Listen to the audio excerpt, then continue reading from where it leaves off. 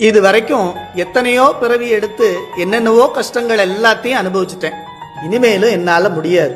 அதனால நடராஜா, நான் சிதம்பரத்துக்கு வந்து உன் திருவடிகளை தொழுது வணங்குவேன். அடியார்கள் எல்லாம் எப்படி நடராஜா நடராஜான்னு உன் தூக்கிய திருவடியை பார்த்து உருகி அழுது வணங்குறாங்களோ அதே மாதிரி நானும் அழுவேன்.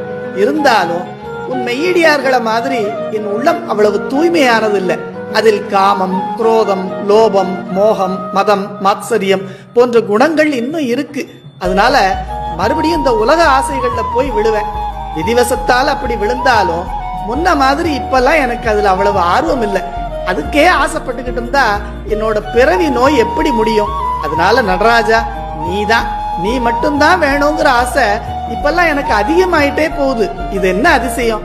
தொழுவேன் நின் பாத பரிமிசை மிக்கோரென சூழ்ந்தடியில் அழுவேன் அவரென உள்ளம் அவ்வாறன்றகம் மகிழ்ந்து விழுவேன் செகத்துள் நின் பாதத்தை வேண்ட விருப்பமந்தோ வலுவே எவ்வாறரும் தொல்லையுள்ளாடிய மன்னவனே.